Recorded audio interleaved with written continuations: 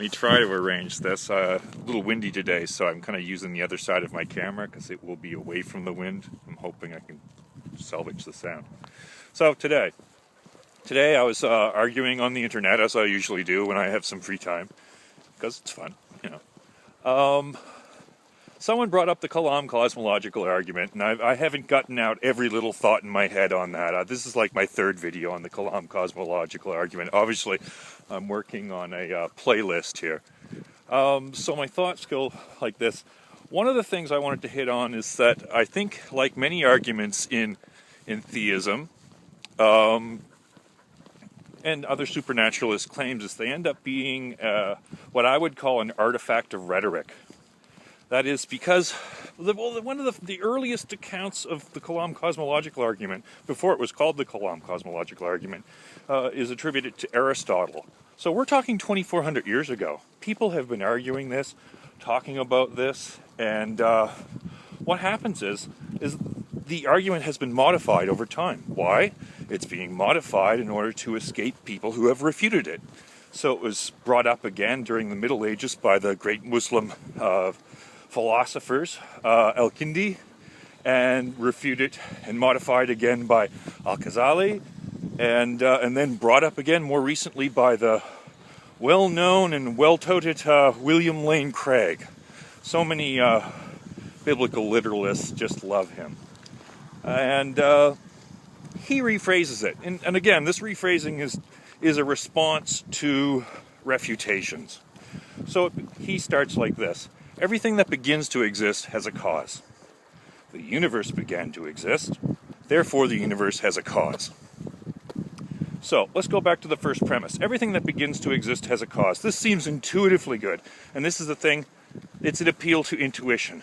But I would suggest our intuition would be, it's not on firm footing here. Because what we're talking about is the universe. Do we know that the universe begins to exist? Board, Guth, Vilenkin are three famous scientists that came up with a model that suggests strongly that the universe as we see it does have a temporal term. It's temporally bounded. There is a beginning to this view of the universe as they see it. But if you listen to them at length, and it sounds like William Lane Craig. Well, William Lane Craig does, but frankly, he's being dishonest. He's just not representing their argument correctly. He cherry picks the part where they say, well, there must be a beginning to this view of the universe, but he doesn't add the parts where, but there could be other universes. We know for certainty that our universe exists. And we don't know anything which would prevent the existence of other universes. This is not something I know. A lot of Christians that I argue with, that when I say, well, the premise that a God that is this sort of transcendent, immaterial mind exists, that's a ridiculous proposition. And they would say, oh, what about this multiverse proposition? I say, what about it? We know that one universe can exist. Why not two? Why not three? Why not a googolplex to the power of a googolplex? Why not? That's what they have to address, but few will go down that road. Anyways, I digress.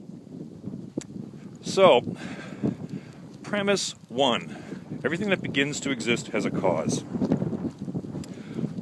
That seems intuitively good when we look at things in our universe.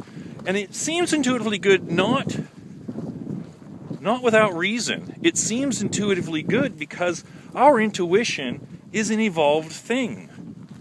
We can study our intuitions, and they are consistent with what would make us more survivable.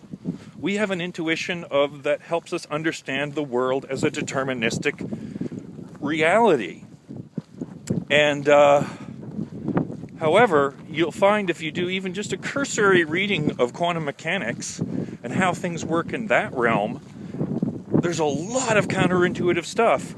And so there are good reasons to suggest that the sort of parameters within which our universe began to exist, if that even makes any sense at all, and there's good reasons to suggest that it doesn't make any sense, that our intuition is completely misplaced there. Let's move on to premise 2. Premise 2, the universe began to exist. It looks like our particular view of the universe may have begun to exist. It may have a temporal beginning. Okay, but again, that doesn't preclude that there aren't other universes, and it doesn't preclude that there are other models which William Lane Craig just neglects because they don't suit his purposes. Therefore, the universe has a cause. Cause as we know it is temporally and spatially bounded. One of the things that people don't realize is when we talk about the universe, we're not just talking about the material stuff around us. We're talking about time and space itself. So how can we talk about cause when we can't talk about antecedent? Antecedent necessarily entails time. To be ante is to be before. To be a consequent is to come after. So to say that the universe has a cause is, we can't really justify that because we don't know if deterministic causal reality applies in that situation. Now, there are some other details I want to add. I had a question. It's about parsimony.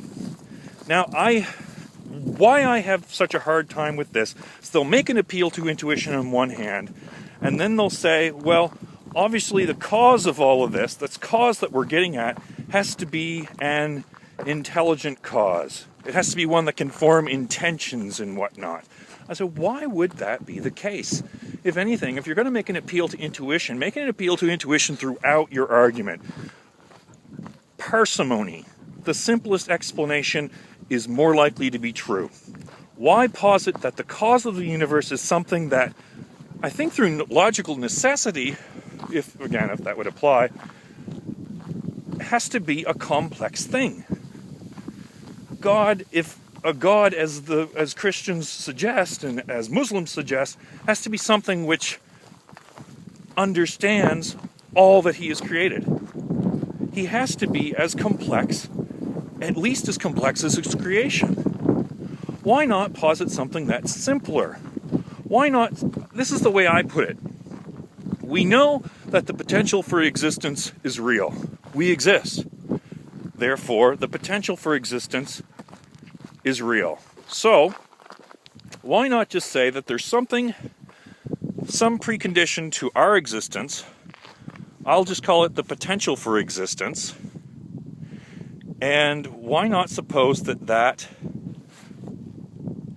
pervades, that it's timeless and it's spaceless and it has within it the potential for our existence, but it's utterly simple. That seems so much more parsimonious to me. How could you reject that? Anyone who would like to address that, feel free. 72 Daystar, out.